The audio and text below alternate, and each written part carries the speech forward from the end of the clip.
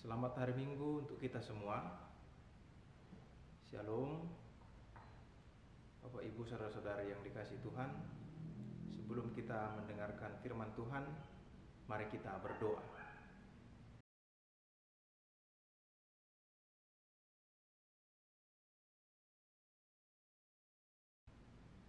Damai sejahtera Allah yang melampaui segala akal, itulah yang memelihara hati dan pikiran saudara di dalam Kristus Yesus Tuhan kita. Amin. Bapak Ibu saudara-saudari jemaat yang terkasih dan saudara-saudari yang menonton video ini, firman Tuhan tertulis di dalam Matius pasal 20 ayatnya yang ke-29 hingga ayat 34.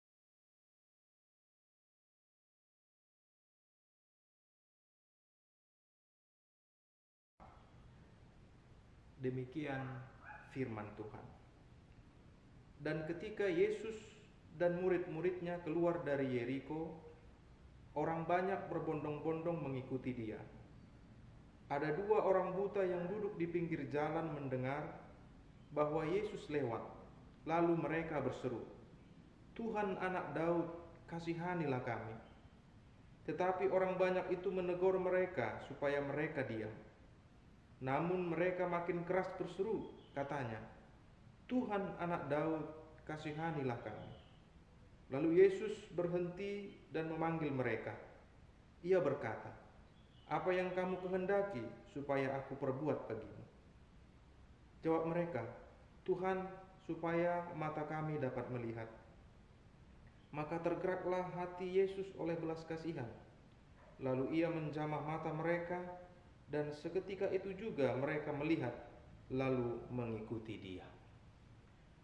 Saudara-saudari yang dikasihi Tuhan, pada zaman Yesus kita tahu banyak sekali motivasi orang-orang mengikut Yesus. Ketika nama Yesus terdengar ke seluruh penjuru dunia pada saat itu, oleh karena keluar biasaan Yesus mengajar dan juga memberikan pendidikan, pelajaran, dan yang paling membuat orang tercengang adalah mujizat-mujizat yang dilakukan oleh Yesus. Banyak orang yang berbondong-bondong ingin melihat, menyaksikan secara langsung. Ada yang minta disembuhkan, ada yang minta petunjuk, ada yang ingin melihat secara langsung, dan sebagainya. Masing-masing pada saat itu boleh dikatakan mereka memiliki motivasi-motivasi yang berbeda. Apapun motivasi mereka, tentu kita bisa memakluminya, karena pada saat itu memang saking terkenalnya Yesus, banyak orang yang terheran-heran dan penasaran ingin melihat Yesus secara langsung. Konteks firman Tuhan adalah ketika Yesus berjalan melewati Yeriko, dan pada saat itu kerumunan orang mengikuti dia. Yang menarik adalah ada dua orang buta di pinggir jalan yang mendengar bahwa Yesus akan melintasi jalan itu. Dan seketika itu juga mereka berseru kepada Tuhan, memanggil Yesus. Saudaraku, mungkin kita pernah mendengar sebuah lagu pujian yang liriknya berkata, "Mengikut Yesus keputusan." Kalau kita telaah lirik lagu itu, maka kita munculkan sebuah pertanyaan. Benarkah mengikut Yesus adalah keputusanku? Dan kalaulah mengikut Yesus adalah keputusan, maka tentu saja keputusan itu punya latar belakang. Pada saat kita ingin memutuskan sesuatu, tentu ada pertimbangan-pertimbangan di balik semuanya.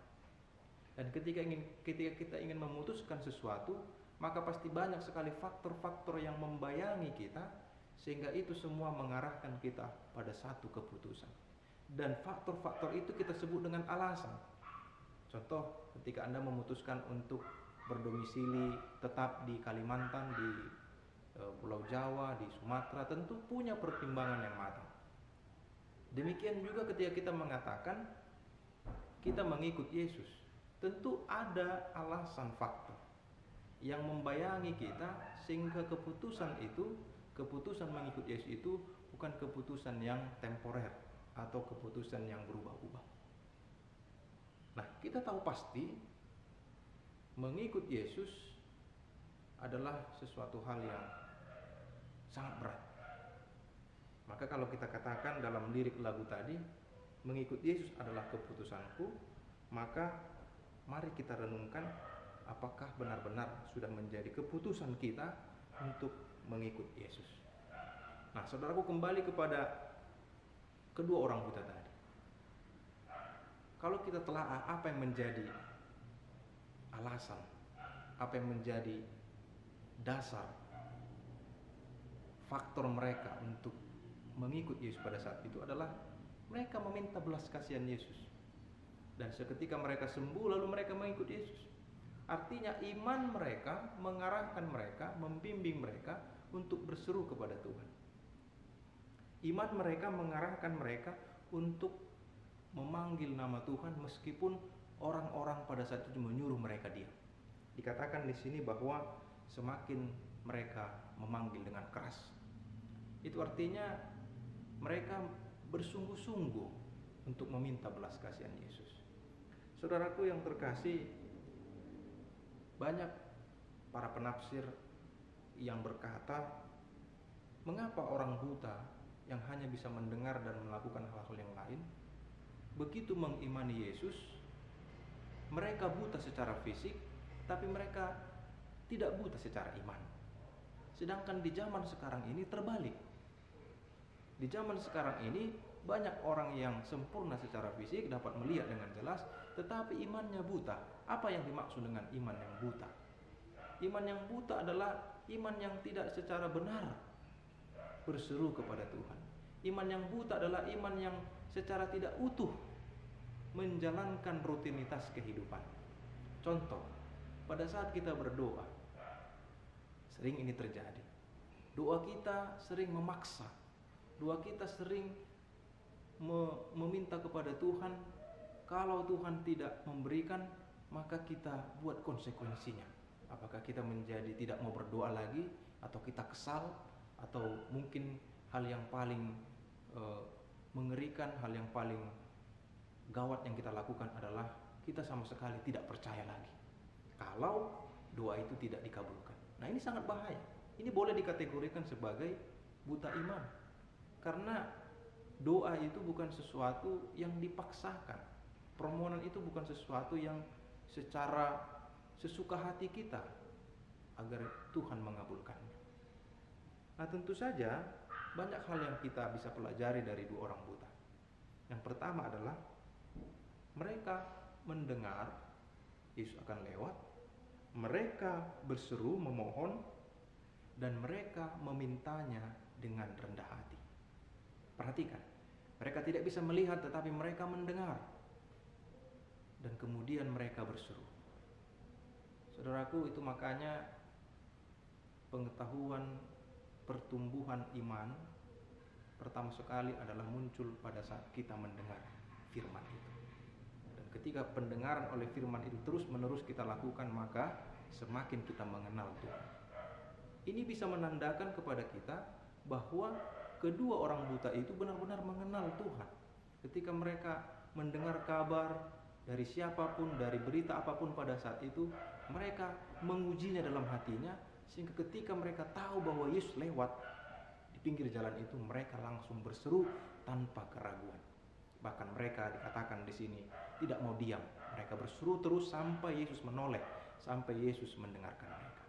Itu artinya, saudaraku, diperlukan kesungguhan, diperlukan pengenalan yang benar, karena itulah dasar bagi setiap orang Kristen untuk memohon, berseru kepada Tuhan. Setiap kali kita mau berseru kepada Tuhan, kenali bagaimana dirimu di hadapan Tuhan dan kenali siapa Tuhan. Jangan ragu akan pengenalan itu, sebab pengenalan itulah yang menuntun membawa kita pada permohonan kita yang tentu saja akan didengarkan oleh Tuhan. Kemudian selanjutnya bisa kita katakan bahwa ketika kedua orang buta itu memohon kepada Tuhan, dan ketika akhirnya Yesus mendengar, Yesus bilang apa? Apa yang kamu kehendaki? Kemudian kedua orang buta itu berkata, kami ingin sembuh. Nah, persoalannya sekarang, mujizat kesembuhan itu bisa menjadi dua hal yang bertolak belakang dalam kehidupan manusia. Kenapa saya katakan bertolak belakang? Karena fenomena mujizat ini sering sekali disalahartikan oleh sebahagian orang Kristen. Disalahartikan karena begini. Ada pemahaman mujizat itu adalah sesuatu yang supranatural, yang di luar akal, yang merupakan hukum alam atau sesuatu yang tidak dapat dilogikakan. Sehingga ketika hal-hal yang biasa, misalnya seperti kita sehat setiap hari, tidak ada sakit-sakit, kemudian kita bisa makan enak, kita bisa tidur nyenyak, itu tidak dikategorikan sebagai sesuatu yang supranatural, sesuatu yang mujizat, yang luar biasa, yang awesome, yang hebat itu tadi. Sehingga ada kesalahan di sini, kita kurang memaknai hal-hal yang biasa itu. Sehingga kita rindu akan hal-hal yang luar biasa. Kita rindu hal-hal yang spektakuler. Padahal kita tahu kehidupan kita ini lebih banyak kita lakukan secara rutinitas. Hal-hal yang rutin, hal-hal yang biasa-biasa saja. Misalkan Anda menyuci piring, tidak mungkin Anda menyuci piring dengan hal yang spektakuler, dengan kaki diangkat satu, kemudian tangan Anda menyuci piring. Kita melakukannya dengan hal yang biasa. Kita tidur juga dengan hal yang biasa. Kita tidur sebagaimana orang lazimnya. Tapi karena iman ini sekarang sering disalahartikan persoalan tentang mujizat, maka mujizat ini juga menjadi hal yang disalahartikan seperti yang saya sebutkan tadi. Sehingga ketika orang memohon kepada Tuhan untuk diberikan kesembuhan mujizat, ketika dia tidak mendapatkan, maka dia akan kecewa. Karena dia tidak memahami, dia tidak mengenali bagaimana cara kerja Tuhan mendengar doa-doa manusia. Dikatakan di dalam sepanjang pelayanan Tuhan Yesus banyak berbicara, banyak mengajar orang dan melakukan mujizat. Tetapi disebutkan di sini tidak semuanya. Artinya bukan mau dikatakan di sini Yesus tidak bisa melakukan apapun, tidak, tapi ada hal-hal yang secara logis bisa dijelaskan. Kalau kita ambil perikop yang sebelumnya, ketika ibu dari Yohanes meminta kepada Yesus supaya kedua anaknya si Yohanes itu duduk di sebelah kanan Allah di sorga nanti. Kemudian Yesus bilang apa? Hal yang seperti itu ditentukan oleh Bapakku saja, ditentukan oleh Allah. Artinya apa yang kita kehendaki, apa yang kita minta, itu merupakan keputusan, cara kerja Allah sendiri, tidak yang kita paksakan. Tetapi ketika orang buta itu meminta, dan ketika mereka meminta dengan iman, Yesus langsung memberikan kesembuhan itu kepada mereka.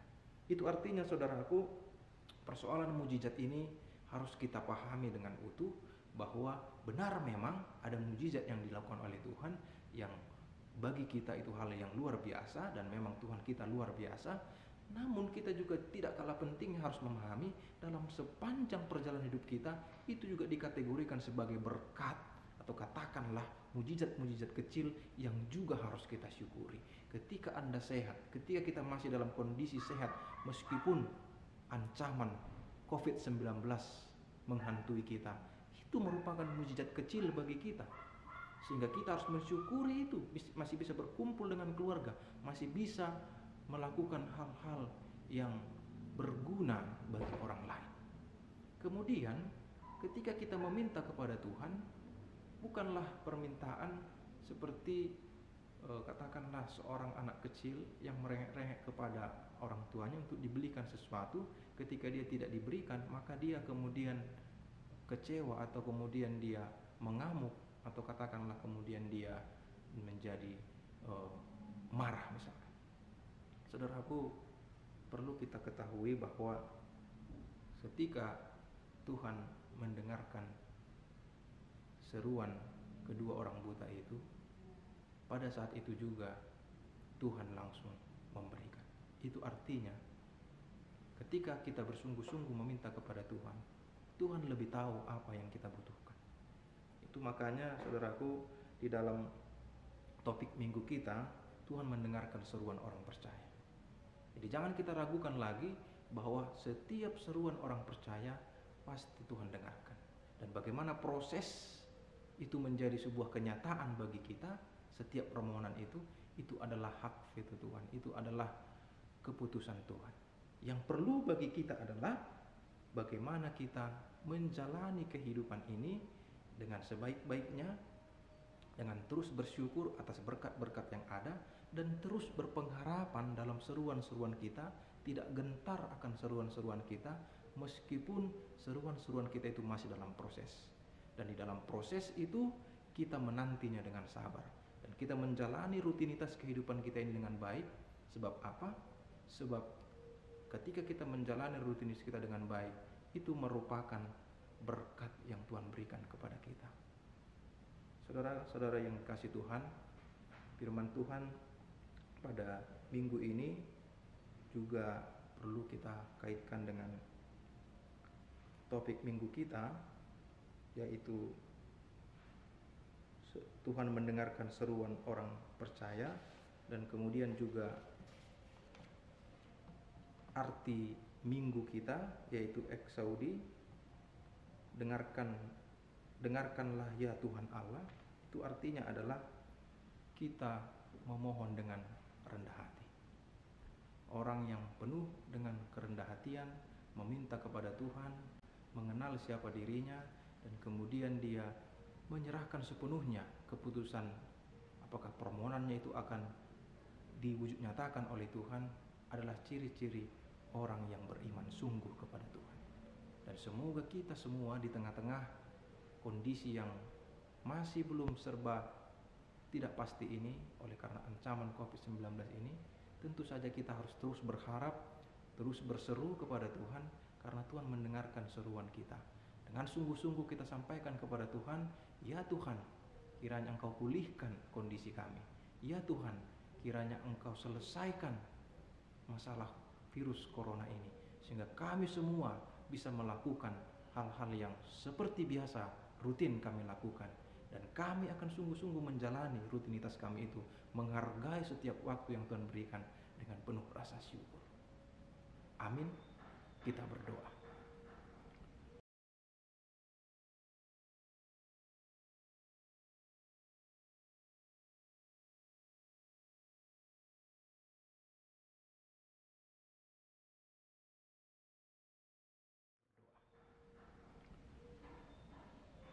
Tuhan Allah Bapa kami yang ada di surga, kami bersyukur ya Tuhan, oleh karena kasih setia Tuhan yang membimbing kami, menuntun kami hingga saat ini. Ya Tuhan, kami tetap berseru memohon kepada Tuhan, pulihkanlah keadaan kami Tuhan, oleh karena kondisi kami yang belum pasti kapan akan berakhir virus corona ini. Kami berseru kepadamu dengan sungguh-sungguh ya Tuhan, kiranya Engkau mendengarkan seruan kami dan memulihkan keadaan kami. Ya Bapa, kami berdoa untuk jemaat-Mu yang berulang tahun, Jiu Simanjorang. Berkatilah Tuhan, agar kiranya anak sekolah minggu anak kami ini bertumbuh dengan baik, sehingga dia menjadi kebanggaan, harta yang sangat berharga bagi orang tuanya, kelak tumbuh besar berkembang menjadi generasi penerus gereja, bangsa dan negara. Berkati kedua orang tuanya dalam setiap pendidikan membimbing anak ini Tuhan. Terima kasih Tuhan. Kami juga berdoa untuk semua anak-anak kami, mulai dari yang balita hingga yang sudah dewasa, pemuda-pemudi kami. Berkati semua Tuhan, lindungi mereka, jauhkan mereka dari mara bahaya. Demikian juga kami setiap orang tua, berkati kami Tuhan, agar penuh kesabaran, penuh kesungguhan menjalani aktivitas hidup kami dengan tetap berseru memohon kuasa dari Tuhan. Ya Bapa, ampuni kami akan dosa-dosa kami, agar kami layak memuji memuliakan nama-Mu. Dalam nama Yesus Kristus kami berdoa. Amin.